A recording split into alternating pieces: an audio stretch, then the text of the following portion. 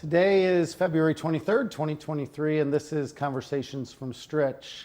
I'm David Livingston, president of Lewis University, and I'm joined by our provost, Dr. Christopher Sint. Today is the first day of Ramadan, and so I wanted to say to all of our students, Muslim students, as well as alumni and parents, everybody, that we hope that it's a really wonderful month of reflection during the fasting, and really appreciated being able to be invited to a presentation yesterday by the Muslim Student Association Club, which explained to the community a little bit about Ramadan and what it means for them as individuals, as well as what it means for them as a community. This week has been filled with events. The Adam Smith lecture was this week. We had an alum who came in and talked about his experience of running several businesses. It was a really great event. I appreciate Dr. Larry Hill for organizing it and for doing this for 25 years of honoring business graduates and giving our students an opportunity to hear from real business leaders. We also had the Social Work Phi Alpha ceremony last night, honoring people who went into this. I was impressed last night at this event that in order to get into this, they take a top percentage, and you needed a 3.7 as an undergrad to be able to get into this honor society for social workers. The president's circle reception Saturday night was about a month ago. We do have the Day of Stritch Giving that's coming up on the 29th, so we're very excited about that. Faculty and staff should know that this afternoon is our event for, I think it's baseball themed, I'm pretty sure, but the University Dining Room, our spring March event for everybody, and we have that event. The other thing is that Loyola, I think we're going to talk about this later, but men's volleyball plays Loyola tonight, so I think that'll be a great event. Chris, there's a bunch of other things going on in terms of events and scholarship and celebrations of people on staff. Yeah, there's a lot to talk about. I have a few things to talk about. We announced a lot last week. Also, I think that President's Circle event is at the volleyball game. There's a coming together of the yes. On Saturday night. I was thinking about the dinner. You're totally right. Volleyball game against Ball State. Yeah. I will be there. Yes, you're right. Yes, I will be there. I was thinking about the dinner, not the volleyball so event. for the members of the President's Circle, Totally we're right. having a party Totally on right. Saturday night at the men's volleyball game. And it has been a fun week of different activities celebrating holidays and achievements of our students of social work. It was really wonderful to see the social work students being celebrated last night for their academic achievement, but also the work that they do in their internships and in their graduate program is really incredible. So a few pieces of news about members of our community. Dr. Amanda Harsey, Associate Professor of Mathematics and Director of Mathematics, along with recent Lewis University alumni Austin Buente, Marissa Karankovich, and Hannah Schultz, recently published a paper called Does the Dropped Score Matter? I believe that has to do with golf, calculating golf in the PME journal, huge prestigious journal in mathematics, and so wonderful to have a professor collaborating with students on writing a scholarly paper like that. Dr. Kathy Helm, Professor of Psychology and Director of the Graduate Program in Counseling and Interim Chief Diversity Officer, recently provided a 3-hour webinar for mental health professionals, CEUs, continuing education credits, entitled Working with Couples of Color and LGBTQIA+ in Counseling through the organization Online CE Credits. And then last, student Morgan Jennings, who we've talked about a couple times over the months, a Lewis University history major with minors in theology and Arabic, has been named the Lockport Women's Club Pat Darren Intern. This really prestigious position has been funded by the club since 2009 and is celebrating its 15 years of partnership with Lewis.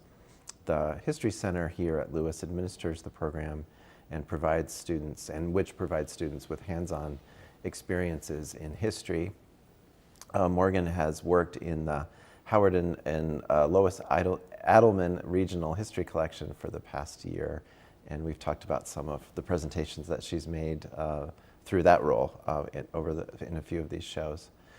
So it is almost April, March, April, so it's the season when there are many, many, many things happening simultaneously on the campus, and so we're going to talk about a few of those now. So we're going to talk about a few of these events. I think there'll be a slide at some point that'll come up just to show some of these events, but the English department has their writing series with Felida Hicks and Jules Wood. That's the 23rd. 24th will be at St. Charles Borromeo, the celebration of Writing Day. We also have on the 24th from 2 to 3:30, Brother Bernard Rapp lecture. That's tomorrow afternoon. Elia Delio, a sister who I've used her material before in class. She's a theologian, decades ago. So I'm looking forward to also not only her lecture, but we'll be going out to dinner with her tomorrow night. Over the weekend, the men's lacrosse team will be playing against University of Indianapolis, 1 o'clock on Saturday if you want to come. And then also in our neck of the woods, women's bowling are basically, Lewis is hosting, but it's over at Strike and Spare in Lockport, the GLVC tournament. As I think many of you know, our women's bowling team has done amazing work. Just 4 years, Chris? I don't know, 3, 4 years. Yeah. The hard thing is that McKendree has won the national championship, I think once or twice over the last 5 years. So inside the conference, it's really hard for us to win the conference because winning the conference is sometimes like winning the national tournament. So, but I'm sure that they will do an amazing job this weekend. And then over there at Neil Carey, men's volleyball versus Purdue Fort Wayne. As Chris mentioned, that's when we have that reception for the President's Circle, and it should be a great, I think it's going to be a great end of the season. We have a lot of tough matches for the men's volleyball team. We also have softball playing versus University of Indianapolis. That's the 26th at noon, so on Sunday. And then on the 28th at St. Charles Borromeo, the Coloré Quartet will be playing March 29th, Lewis Day of Giving. So please, just a little thing on this. Many of you, I think many of us in this room today, because we have relationships to multiple nonprofit organizations, spring is a time for the Day of Giving. And you probably get an email or a note from, might be the Red Cross, might be a theater studio that you are participating in or know about.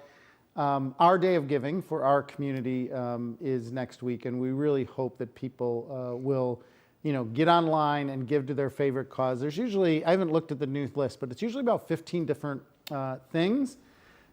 These are specific things that students or faculty or staff really believe in, and then we ask our community to support those. Each of them has an amount of money that they're trying to raise. Sometimes it's $10,000, sometimes it's $20,000.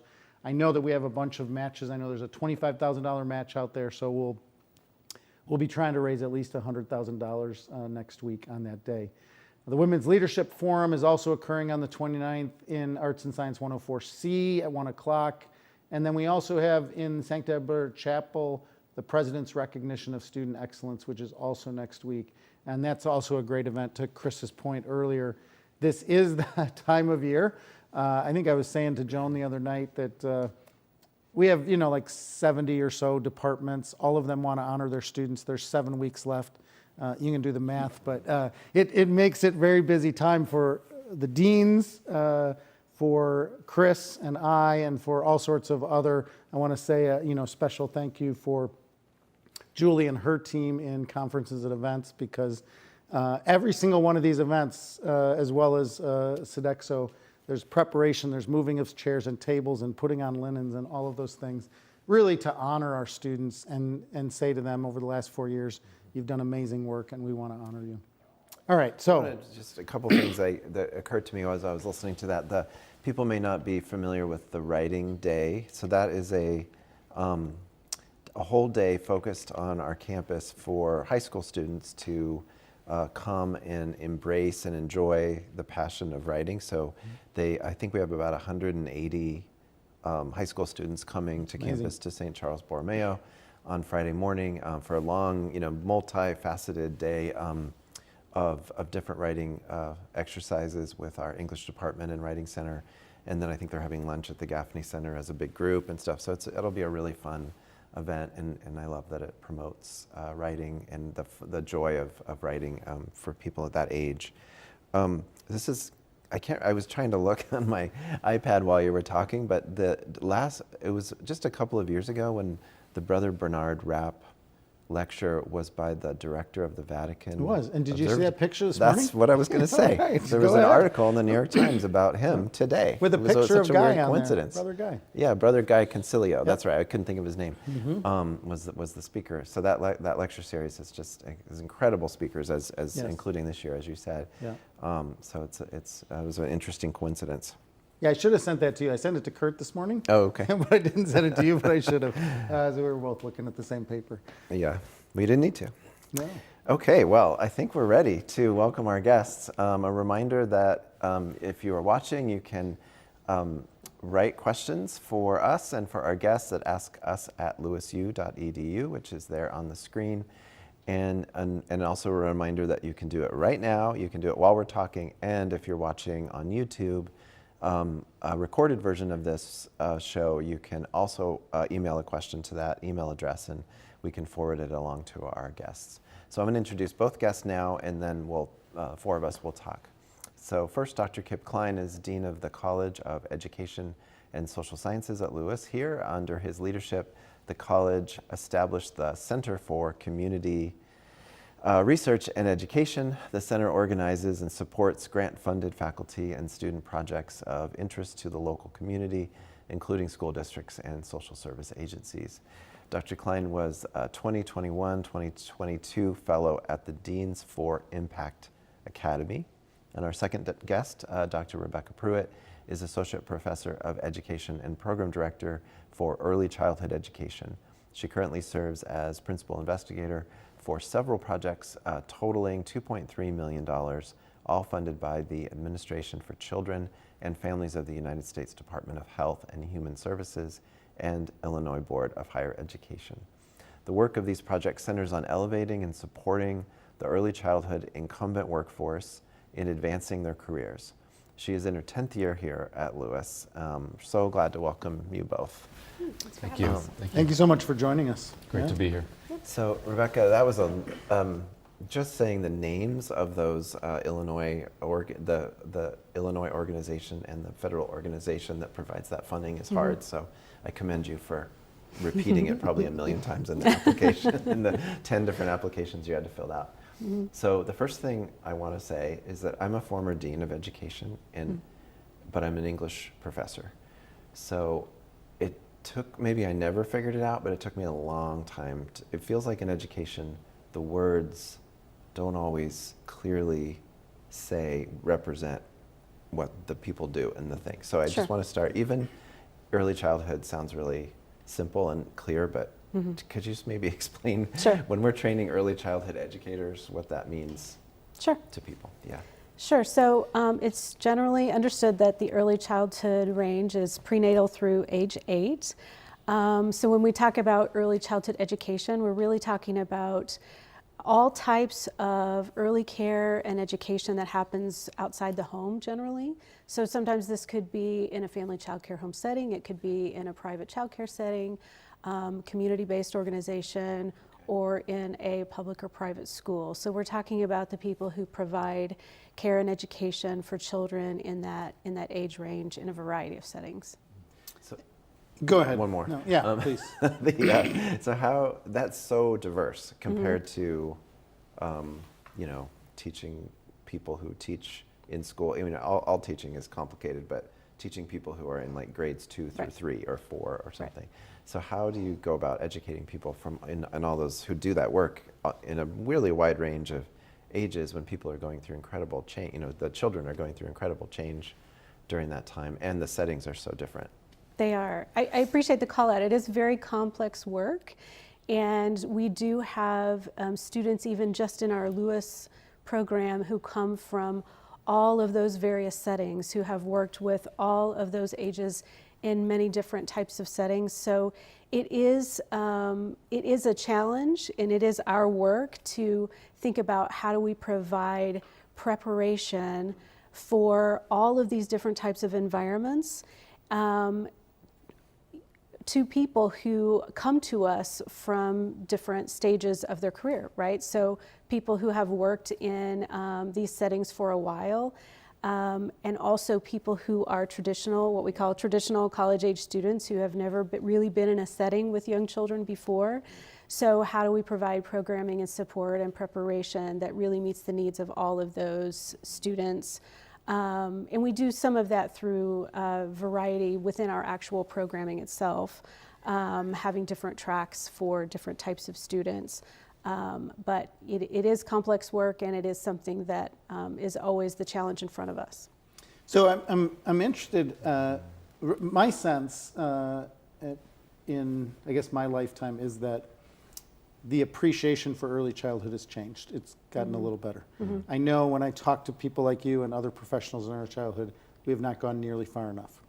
So could you talk a little bit about where kind of you think we're at with that? Because I do think more school districts are hiring people pre-K, right? They're hiring professionals to do pre-K work because they're serving the community by having programming for pre-K, even though many of us think public education starts with kindergarten. There's many school districts that are starting to not do that.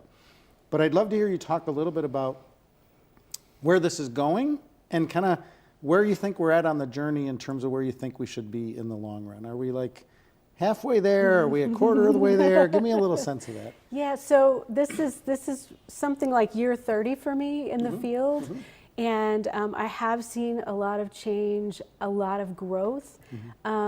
Recently, we've been putting a lot of focus and even dollars into preparation of teachers who work with children in the early childhood range. So that is a lot of progress, and it's something that's really meant a lot to us here at Lewis in our program.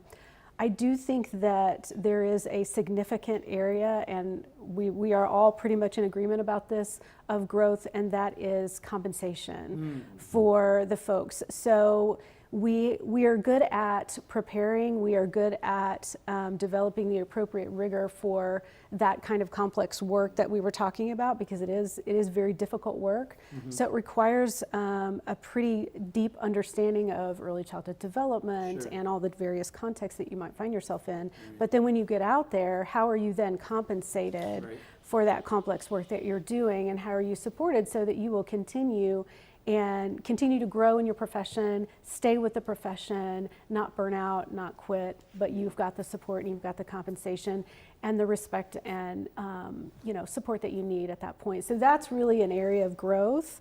A lot of people are talking about it. Not much money has been put toward that. So as a society, I guess, and we want to get into the curricular level a little bit, but as a society, I think what I'm hearing you say is, maybe mentally a lot of parents and taxpayers have understood that, boy, birth to 5 is really important. And yet I still hear you saying they may think that, but they don't actually vote for it. Right. They don't actually put the money into it. And I think the other thing you were saying right at the beginning was, but we at Lewis, and many other universities, but we'll focus on Lewis, we at Lewis prepare people really well, and they should be compensated appropriately.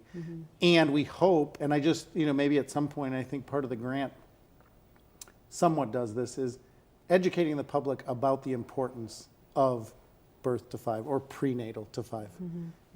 So I don't know if you have any, go ahead. Putting those things together, it's that the society doesn't quite value enough the complexity. It value, like you can value the importance of it without recognizing the complexity of the training that and how important, how unique the talents are that go into being able to do a good job with it. Or put in colloquial phrases, anybody can watch a 2-year-old. Right. Right. right? Exactly. That's the problem, right? Yeah. Right. That is Anybody the can problem. watch a 2-year-old. Whereas once you start having to teach them fractions, oh, now we need education, right? As if learning language was not incredibly difficult. Anyway, we don't need to go too much down that road, but I think that's part of what is we are trying to get at is how important this really is to society. Right. So you mentioned the fund, you know, it is recognized by the state as being important by the federal government. We've talked about. So could you just maybe talk a little bit about what that funding is going to and how it connects to what, you know, we've been talking about? Sure. So what we've been able to take advantage of is funding that really is targeting, supporting what we call the incumbent workforce. So these are folks who have been, as we've talked about, they've been in the field. A lot of people come into the care and education of young children through almost like a back door, you know, like I've got young children and now I'm going to work in their program area and I'm going to start that road.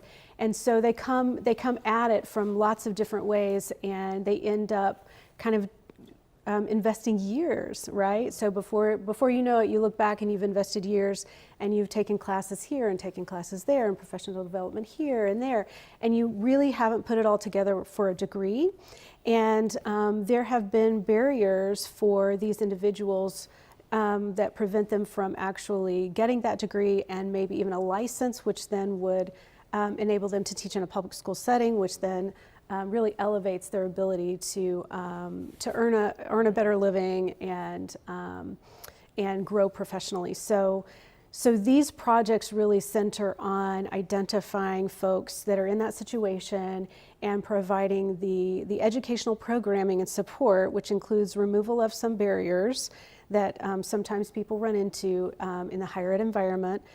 Without reducing the rigor, right? But just removing the unnecessary barriers to program completion and providing financial support, providing tuition, and providing opportunities for them to tap into what they already have learned as a teacher and as an educator, and allowing that to be integrated with the programming so that they can be successful more quickly and move through toward the next step in their career.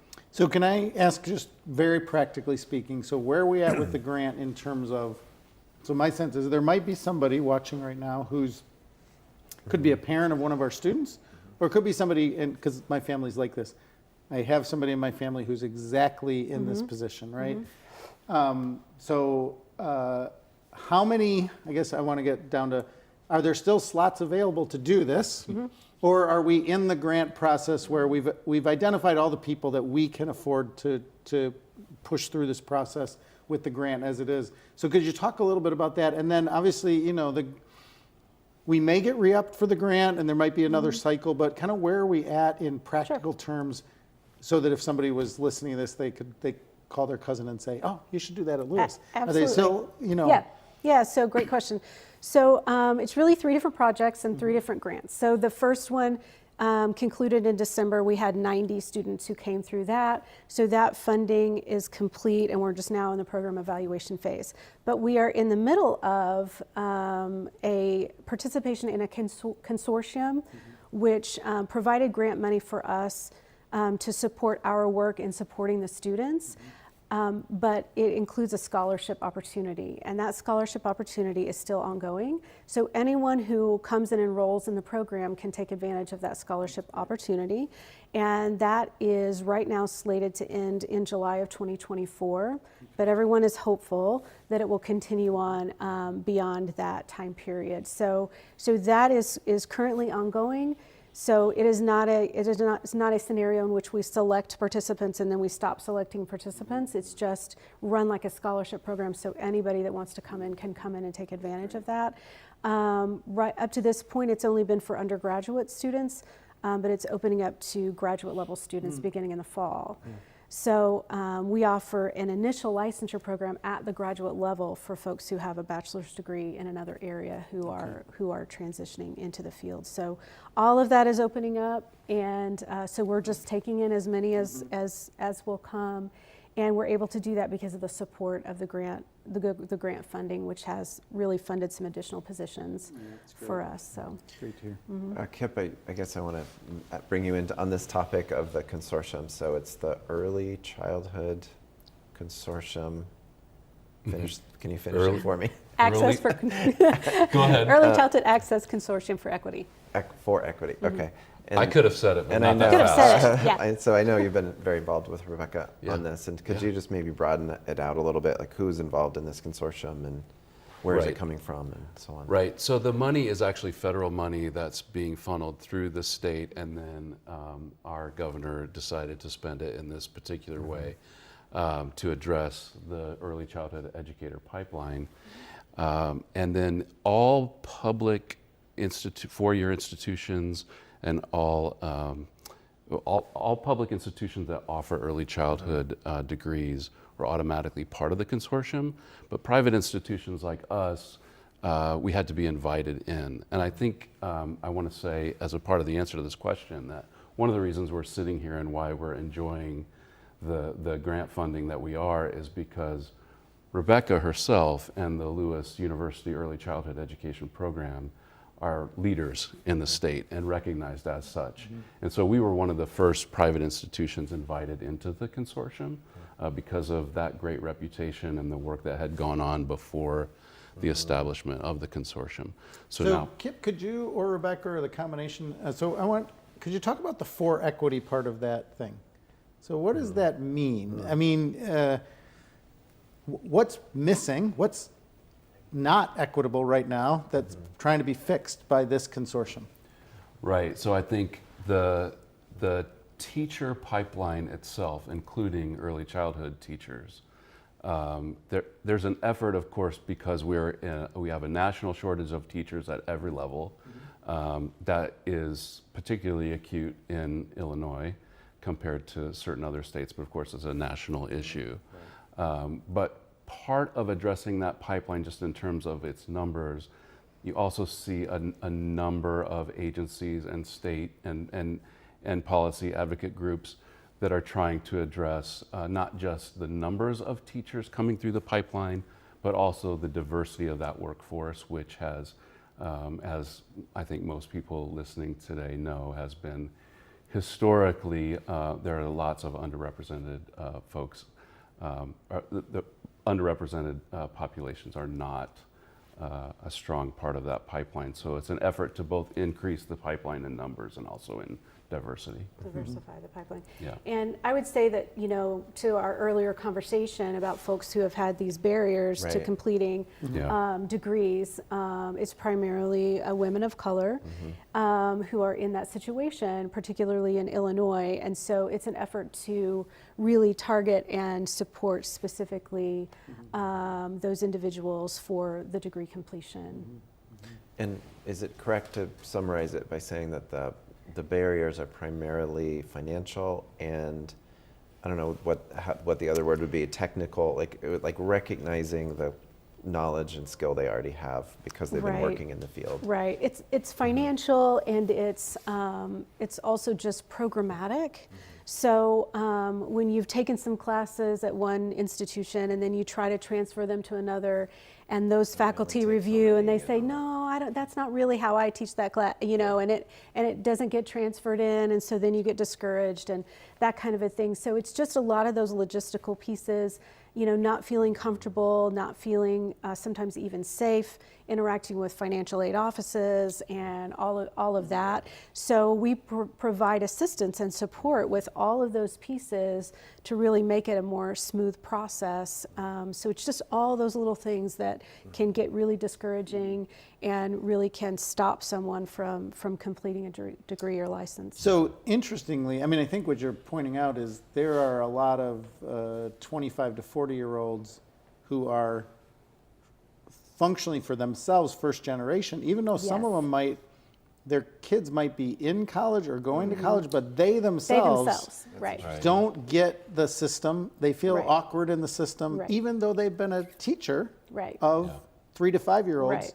for 20 Right. years. Right. And they're sitting there at 40, and they've taken Right. a lot of classes, but they really don't understand the system because their parents never went to college, and they've just taken these 3 classes at the community college, as you said, they got a certificate in this on a weekend thing, and they've done all this stuff, but they don't actually know how the system works, and it's scary to them. So, what I really appreciate about, I know you and the rest of your colleagues and Kip, in leading, that's something that Lewis really prides itself on, is we want to be a place, it's not that we can take away how frustrating, even for somebody who's been hired my whole life, filling out a FAFSA is, right? It's frustrating. Even as a college president, it was frustrating when my kids went through it. So we can't take away some of the red tape and bureaucracy, but we can be really kind people, Right. aware people Right.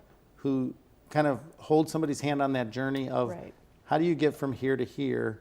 And I think that's so valuable for really the profession, because to your point, we're bringing people in and we're giving them the confidence around this, because they may complete a bachelor's degree, and then once they feel comfortable, they might get a PhD, they might get a master's degree, and they'll change the whole profession over the next 30 or Right. 40 years. Absolutely. Yeah. And then this consortium, does it do other things? Like, do you meet and, kind of discuss these issues? And Yeah, absolutely. I mean, Rebecca can talk about the details of it, but there are quarterly, I believe, meetings, and then there are some ad hoc meetings in between. But mostly those conversations are around sort of exactly what Rebecca was talking about earlier, how to reduce those barriers around access. But then there are some larger policy conversations as well that happen. Just gathering faculty from around the state to really collaborate and talk about how are you handling this when you get this little certificate from a certain professional development that most people do. How are you giving credit for that? What are you doing? Just some of those kinds of conversations are a big piece of it as well. So And Kip, earlier, go ahead. You go ahead. Earlier you mentioned the teacher shortage, and I know this is broader than just early childhood. Sure. So, and Chris, you can, all 3 of you can chat, because you were a dean of a college of education, but what do you see as kind of the cause, if there are causal things, and then as a leader in the field, what is the approach to try to change that? And I'm going to throw in a little piece here. So 2 things that I think are important as preambles to addressing this. So we just got a grant from Will County on both nursing and teaching, try to help Will County residents to go into a field because of this nursing shortage. So I want to say that. And in line with that, I also want to say it is admissions season. And so if you are deciding between 2 or 3 schools, and especially if you want to be an educator, come and see these people, because they're really amazing, and they're going to really, but you also, make sure that you, talk to your admissions counselor, visit campus one more time before you make your decision over the next month, so we're trying to also push that. But tell me about both kind of why did we end up in this massive teacher shortage, and then where are we going with this? And obviously we can't do without teachers in our society. That's not an option. We all know that. But tell me your thoughts, or any of you. Well, I mean, I think that the history of, since we started common schooling in the United States is we've seen cycles of the relative attractiveness of the profession. And I think we are now, for a number of reasons, in one of the down cycles, right? Where unfortunately there are some narratives that have gained some traction in society about the profession that are frankly not true, but have really, absolutely impactful. So when I talk to prospective students and their families, I talk about how, maybe they have an aunt who has posted something on Facebook about how she would never go into teaching because of kids these days. And I try to say, just a cursory study of the history of education in this country will tell you that narrative has existed at every point in our history. So it maybe says something more about adults than how terrible children are at any given point. So true. But I think one of the what we try to do is we are always looking for our most creative thinking school district partners that we want to start conversations with and start initiatives with to really elevate the profession. That's number one. We have to push back on the misinformation. We have to elevate the profession through casting our own narratives just about how rewarding a career teaching really is, and about how you can make a stable income and over the trajectory of a career actually make really, really decent money and live a great life and a stable life in terms of your career and income. And so we want to do that with our partners on the front end of drawing people into the profession. And then what we want to do here at Lewis is we want to attract people who are really interested in a particular LaSallian branding of teaching. Right? We have a legacy here. Our patron saint is the patron saint of teachers. And so we want to be able to translate that legacy into our contemporary moment where we are producing really high quality teachers who understand the classroom as a sacred space, who understand the rewards of teaching, who know how to enact that kind of growth in young people that is so exciting when you're a part of it on a daily basis. Yeah, and that excites me. So I want to go back to this grant opportunity because I want to lay it out for people, anybody watching. So we got this new grant from Will County. Yeah. It applies to somebody who's early childhood. It applies to somebody who wants to teach high school chemistry. $2,500 per semester. Yep. So for somebody over 4 years, if somebody's sitting there right now, 17 years old, they're thinking that they want to apply, they want to become an early childhood educator, they can get $20,000 over the next 4 years off of their education on top of the other stuff that we're doing. That's right.